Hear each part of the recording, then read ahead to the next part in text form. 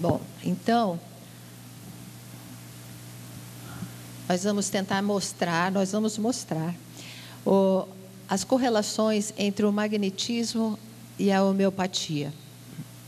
Então, começando a fazer a correlação da idade, da data, contemporaneidade do Mesmer, de Allan Kardec e de Samuel Hahnemann. Então, veja que Kardec ainda nasceu quando Mesmer ainda vivia, e principalmente foi mais tempo contemporâneo do Samuel Hahnemann. Então, o Hahnemann nasceu nessa região do Nordeste da Alemanha, numa cidadezinha pequena, depois foi para a capital intelectual da província onde ele vivia, aos 20 anos, para estudar medicina. Ficou 2 anos lá, em Leipzig, e depois foi continuar os estudos da escola médica em Viena. E, aos 24 anos, se casou como a filha de um farmacêutico, e então ele começou a pesquisar essas substâncias medicinais que o sogro manipulava. E quando ele tinha aproximadamente a idade de Kardec, quando Kardec publicou o Livro dos Espíritos, então ele estava com aproximadamente 54, 55 anos, ele publicou um livro que, para quem estuda homeopatia, é como se fosse o Livro dos Espíritos do homeopata, que é o Organon da medicina, a arte de curar, que tem toda a filosofia da homeopatia e os princípios de manipulação dos medicamentos homeopáticos. E ele foi atualizando no decorrer do tempo, porque ele viveu 88 anos, né? Então, ele foi publicando, foi atualizando nas edições seguintes, adicionando as suas experiências. E já na 5ª edição, de 1833, a gente encontra ali os conceitos de princípio vital, além da dinamização, que tem mais a ver com a homeopatia, mas nós vamos ver que tem muito a ver com o magnetismo. Então, a gente encontra isso muito em Kardec, né? O princípio vital. E Hahnemann já tinha trazido essas questões em 1833. E a última edição, que ele escreveu 1 ano antes de desencarnar, foi publicada só depois da morte dele, mas aí não tem tantas alterações. Então, ele era um espírito forte, a gente sabe, conhece ele da codificação, né? Que ele, passado menos de meio século, já estava fazendo parte da Pleiade, que acompanhou o Espírito Verdade na codificação espírita. Então, o Organon era constituído em parágrafos, que era o costume da época. O Kardec colocava números, né? E o Hahnemann também tinha a numeração. Então, nós vamos ver alguns parágrafos desse. Um deles, por exemplo, o Hahnemann diz: no estado de saúde, a força vital imaterial, e ele ainda põe entre parênteses, poder absoluto, que dinamicamente anima o corpo material, que é o organismo físico, né? Reina com poder ilimitado e mantém todas as suas partes em admirável atividade harmônica nas suas sensações e funções, de maneira que o espírito dotado de razão que reside em nós pode livremente dispor desse instrumento vivo e são para atender aos mais altos fins de nossa existência. Parece que a gente está vendo o Kardec escrever, né? É muito parecido, né? Então, ele já sabia que existe uma força vital imaterial que comanda a nossa vida. Em outro parágrafo, o organismo material destituído da força vital não é capaz de nenhuma sensação, nenhuma atividade, nenhuma autoconservação. Ele está morto e submisso, apenas ao mundo físico exterior. Apodrece e se dissolve novamente em seus componentes químicos. É somente o ser imaterial, animador do organismo material, no estado são e no estado mórbido, tanto faz, o princípio vital ou força vital, que lhe dá toda a sensação e estimula suas funções vitais. Né? Uma explicação básica que tem muito a ver com Kardec também. E ele continua. O organismo é, na verdade, o instrumento material da vida, não sendo, porém, concebível sem a animação que lhe é dada pelo dinamismo instintivamente preceptor e regulador, tanto quanto a força vital não é concebível sem o organismo, consequentemente, os dois juntos constituem uma unidade, né? Embora a gente, para estudar, faça essa divisão. Então, veja como ele é claro, como o Kardec é claro nas colocações espíritas, ele é muito claro, né? Aliás, a gente sabe que é uma característica dos espíritos evoluídos, essa clareza, sem enrolação, né? Então, ele está ali descrevendo o perispírito, que é preceptor e regularizador, não é verdade? Quando o homem adoece, essa força vital e imaterial de atividade própria, presente em toda parte no seu organismo, que é o princípio vital, é a única que inicialmente sofre a influência dinâmica. E daí ele vai explicar depois o que é essa influência dinâmica. Então, quando uma pessoa fica doente, o problema está na força dinâmica, está no princípio vital. Hostil à vida, né? Então, alguma coisa que seja hostil à vida, que se constitui, então, em um agente causador da doença, é somente através do princípio vital que ele vai atuar, né? Que, então, perturbado por uma tal anormalidade, pode fornecer ao organismo as sensações desagradáveis e impeli-lo, assim, a atividades irregulares, a que chamamos doença. Aí, Hahnemann, para explicar essa alteração dinâmica, ele traz, aí era muita coisa, eu fiz só um resuminho, ele traz aqui, para explicar, então, essa influência dinâmica, uma correlação.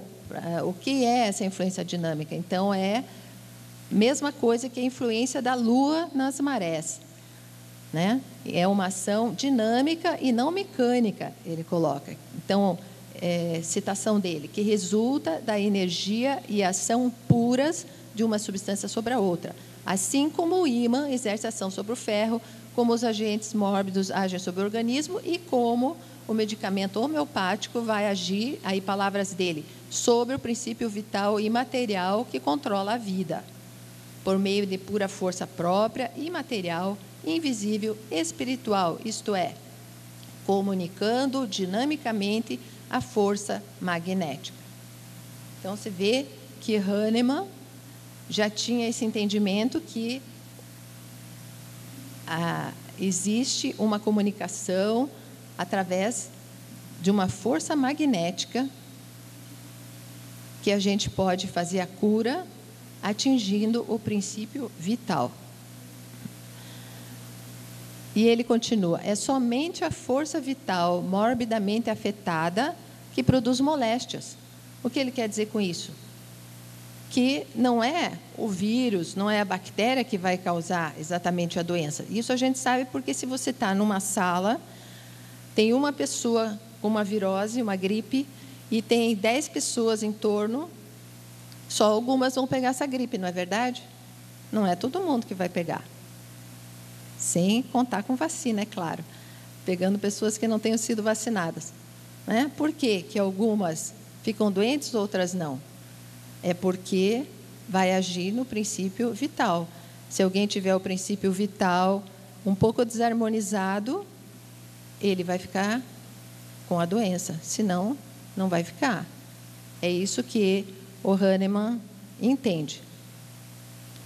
E no outro parágrafo ele diz, por isso a doença, fora as doenças, claro, assim, machucados, acidentes, né? Fora isso, sendo consideradas pelos alopatas, que é a medicina normal, né, como algo separado do todo vivo, do organismo e sua força vital animadora, é um absurdo somente imaginado por mentes materialistas, que durante milênios têm dado ao sistema de medicina predominante todos aqueles impulsos perniciosos que a tornaram uma arte não curativa, isso é ele que coloca, verdadeiramente nociva.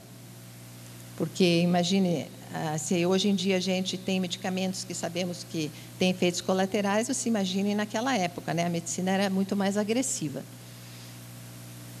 O médico alopata, né, que é a medicina atual, fora a homeopatia, né, atém-se fundamentalmente ao sintoma mais importante, ou seja, o que causa maiores incômodos ao enfermo, elegendo o medicamento com efeitos opostos. Nesse caso, o alívio será sempre paliativo. Então, a gente está com uma dor, toma um analgésico contra a dor. Está com uma inflamação, toma um anti-inflamatório. É sempre o oposto, né? Porquanto se esqueceu a totalidade sintomática e o princípio de que não há efetivamente doenças, mas apenas doentes. Né? Essa é a base de toda a homeopatia. E que tem muito a ver conosco aqui no magnetismo, né? E ele, então, em outro parágrafo, coloca: nossa força vital, como um poder dinâmico, não pode ser afetada por influências danosas sobre o organismo sadio, que não sejam de forma imaterial. Como, então, a força vital é imaterial, ela só pode ser atingida por alguma coisa que vai atuar em nível imaterial, dinâmico, né? Ou energético para nós, né?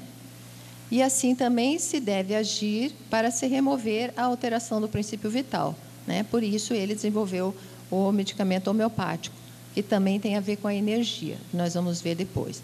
De modo que somente por uma ação dinâmica sobre a força vital, a cura total poderá ser restabelecida. Moléstias gravíssimas podem ser produzidas por distúrbios suficientemente sérios da força vital, resultantes da imaginação, e também curadas da mesma forma. O que é resultante da imaginação? São as doenças de causa emocional, as doenças psicossomáticas, não é? Então, se existe uma doença emocional, foi causada por um problema emocional, energético, só pode ser curada da mesma forma, por um agente semelhante. São múltiplos os receituários alopáticos que criam doenças graves no paciente. Pode dizer-se que medicamentos alopáticos inadequados proporcionam ao enfermo uma patologia dupla no lugar da originária, muitas vezes, infelizmente, tornando-o incurável. E nisso, eu lembro que tem um trabalho do Jacó, que ele apresenta um texto que eu acho que está até no site, que o Jacó estava tratando uma depressão e não melhorava, e aí Jacó descobriu que esse paciente fazia uso crônico de paracetamol, né? E o paracetamol, a gente sabe que tem uma ação tóxica para o fígado, né? Então, como faz parte do mesmo sistema como é que fala, Jacó? De filtro, né? Então, ficava alterando e não fazia efeito o magnetismo. A hora que foi trocada essa medicação para um outro analgésico, a paciente começou a melhorar. Então, veja que o Hahnemann tinha razão. Muitas vezes, o medicamento alopático interfere, né? Eu não estou dizendo com isso que a gente tem que pedir para o paciente parar com a medicação, não, mas sempre estar de olho nisso e pedir, como o Jacó fez, né, para que seja alterada a medicação em alguns casos. Então, nós vamos ver rapidamente como é que é feita a elaboração dos medicamentos homeopáticos. Então, para preparar o medicamento, usa-se vários tipos de substância, né? Desde mineral, vegetal ou animal. Né? Então, por exemplo, o sal de cozinha triturado se transforma no natro muriático, que é usado, então, como substância mãe para desenvolver o remédio homeopático.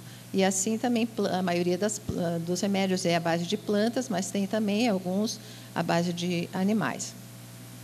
Então, o material é triturado, e está ali o triturador, né, para vocês verem. E aí, então, se produz a tintura mãe. Em seguida, a substância, essa tintura mãe, passa pela dinamização. Dinamização homeopática consiste na potencialização de uma substância pelos processos de sucção, e a gente vê na nossa figura da esquerda, até coloca uma almofadinha ali, porque o farmacêutico, o prático, ele tem que ficar chacoalhando e dando esses impulsos. Você veja como o movimento é importante para dinamizar e energizar as substâncias, né? Então, esse é um processo que é a sucção, e quando é uma potência muito alta, então, atualmente usa-se até aquele tipo de aparelho, porque senão vai demorar muito tempo, né? E eles já preparam, deixam pronto lá alguns tipos de potência já através do aparelho, para que depois só se complete. Além da sucção, então, existe também a diluição, né? As diluições geralmente são na proporção de 1 parte da substância para 100 do diluente. E aí, então, sempre é alternado, né? Faz a diluição, 1 parte da substância para 100 do diluente, e aí faz muitas sucções, em torno de 50 a 100 sucções, né? Agitadas vigorosamente. Preparando-se, então, essa primeira diluição que se chama C1 ou CH1. Esse processo, então, é a potencialização ou dinamização, né? Se o processo for repetido, novamente você pega dessa diluição C1, 1 porção e dilui em 100 de diluente, você vai fazendo o mesmo processo de agito, você vai produzir a potência C2. E assim por diante, né? Então, cada vez você pega 1 porção, dilui em 100 e produz a potência seguinte. Então, C1 é 1 parte diluída em 100. Se a gente colocar numa outra forma matemática, como está ali na figura, embaixo, 1 diluído em 100 é a mesma coisa que 1 diluído a 10 elevado a 2, não é? Se vocês lembram da matemática. Então, fazendo uma aproximação matemática, a quantidade da substância original numa potência C6, por exemplo, será de 1 parte para 1 trilhão, que seria 12 zeros, ou 1 sobre 10 elevado a 12, né? 1 parte em cada 10 elevado a 12. Aplicando, aí existe, né, para quem fez cursinho, né, estudou essa parte de química, existe o que se chama de constante de Avogadro, que é um número, que sempre é constante, em que em 1 mol de qualquer substância existe 6 vezes 10 elevado a 23 de número de moléculas daquela substância, seja qual for a substância. Então, se a gente diluir essa diluição C12, tem uma diluição maior do que o número de Avogadro, não é mesmo? Porque vai ser 1 sobre 10 a 24, não é mesmo? Porque sempre é o dobro do número da potência. Se a potência é 12, então vai ser elevado a 24. Então, a gente pode chegar à conclusão, e isso é comprovado já através de medições, de que a partir da potência C12 não existe mais substância ali original diluída, né? Porque se existia aquele número ali, 6 vezes 10 a 23, em cada mol de substância, e você diluiu numa diluição acima daquilo, você vai ter menos do que 1 molécula para cada mol. Então, você não vai ter nenhuma molécula, certo? E aí o Hahnemann diz: não é nos átomos corpóreos desses medicamentos altamente dinamizados, nem na superfície física ou matemática que se encontra a força medicinal. ela age tanto mais fortemente quanto mais livre e imaterial ela se tornou por meio da dinamização. Então, podemos concluir então que a homeopatia é uma especialidade da medicina, né, reconhecida. A gente sabe que desde 1980 ela foi reconhecida pela Associação Médica Brasileira. Então, para ser homeopata tem que fazer curso e ser médico e fazer uma especialização. Então, ela foi reconhecida, e isso acontece quando existe um cunho científico, senão não seria aceita, mesmo sem poder se medir nos medicamentos homeopáticos a substância ali, porque acima de C12 não existe mais a substância. E a gente sabe que, inclusive, para ter ação na parte emocional, na parte mental do paciente, as diluições usadas são de C30 para cima, até 1.000, 5.000, 50.000 e por aí vai. Então, quanto mais diluída, quanto mais potencializada, maior é a ação. Então, a gente pode fazer uma correlação no magnetismo. Podemos usar esse mesmo raciocínio em relação à nossa água magnetizada. Que, se a gente fizer uma análise das substâncias, a gente sabe que altera, né? Dependendo do paciente, porque a gente está em relação fluídica com o paciente e depois vai magnetizar a água, isso a gente faz em todos os pacientes, né? Então, você, com aquele mesmo campo de força, você vai fazer com que altere as moléculas, as substâncias lá na água, né? Isso já foi comprovado. Só que, depois de alguns dias, 5 a 7 dias, essas alterações não são mais mensuráveis pela nossa ciência. Isso significa o quê? Seguindo o mesmo raciocínio de Hahnemann, essas alterações na água estão a nível energético, muito mais potentes, né? Então, não é porque a gente não mede, não consegue medir, né? Vocês entendem o mesmo tipo de raciocínio? É possível que, então, nós, magnetizadores, quando estamos magnetizando a água, primeiro a gente passa aquele fluido mais denso, faz a alteração da parte física da água, mas também estamos passando o magnetismo mais sutil, e ele vai fazer com que o efeito na água seja mais prolongado, porque nos resultados a gente sabe e conhece o quanto a água tem valor dentro do tratamento, né? E assim também na homeopatia, né? Quanto mais diluído, quanto mais energético, maior o poder. Então, só para terminar, né? No Livro dos Médiuns diz: pois que o espírito é possível tão grande ação sobre a matéria elementar, concebe-se que ele seja dado não só formar substâncias, mas também modificar-lhe as propriedades, fazendo para isso a sua vontade, o efeito de reativo.